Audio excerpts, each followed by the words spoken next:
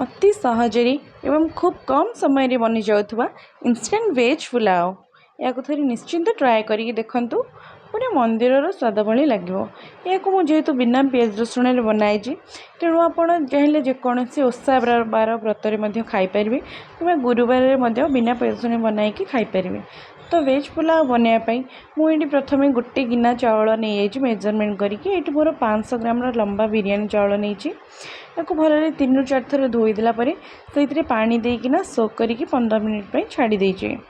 तो एपटे गोटे pressure cooker ने से कि रिफाइन तेल आप चाहिए घी नहीं पारे से कि गोटा गरम मसाला पकईकि अदा पकई कि समय भाजला से देदेवी मो टमाटो देदेला से लुण पकईदे टमाटो देला लुण निश्चिंत पकईबे टमाटो सॉफ्ट होगापी से देदी मु हलदी गुंड कश्मीर चिल्ली पाउडर गोटे चम्मच धनिया पाउडर और 2 चम्मच करी पाउडर दे दीजिए। यह भल भाव में मिसई दिंतु टमाटर सॉफ्ट होगापी बस ये भाजे बेसी टाइम ये कषा दरकार नहीं। टमाटर तेल अलग है से मुझे परिवा दे दीजिए। परिवार मुझे आलू गाजर बीटरूट शिमला मिर्च किसी बीन्स नहीं कि भल भाव में भाजी देजी।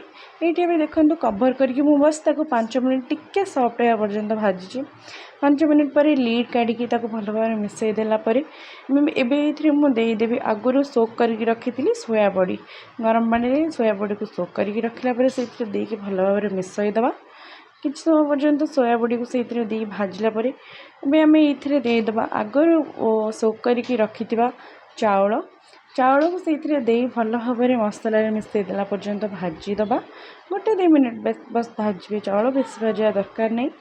एवं ये ऐड करी पनीर भाजिक रखी पनीर को आप चाहिए कंचा दे पारे कि कंचा पनीर देले ना से प्राय टाइम भांगी जाए तो भांगिकी मिसीज तो पनीर को हल्का टी तेल रे फ्राए करके नेले भल। तो यह भल भाव में भाजी सारापर ये मुझे 1.5 गिना गरम पानी जो गिना चाउल मेजर करके से गिना गरम पानी दे दीजिए। पानी दे सारापर ये धनिया पुदीना पत्र ऐड करदे जेहेतु मो पाखे धनिया पत्र नाला से बस पुदीना पत्र देची।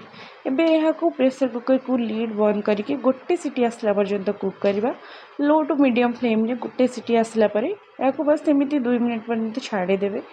गैस पड़ेला ठंडा हो गला लीड काढ़ी देखूँ ये मोर चाउल केते सॉफ्ट बनी चाउल पूरा गोटा गोटा खिला खिला अच्छी बिल्कुल भी लगिनी बिल्कुल भी चिपकिनी ठीक मेजरमेंट हिसाब से पानी देले चाउल एमती गोटा गोटा रही था।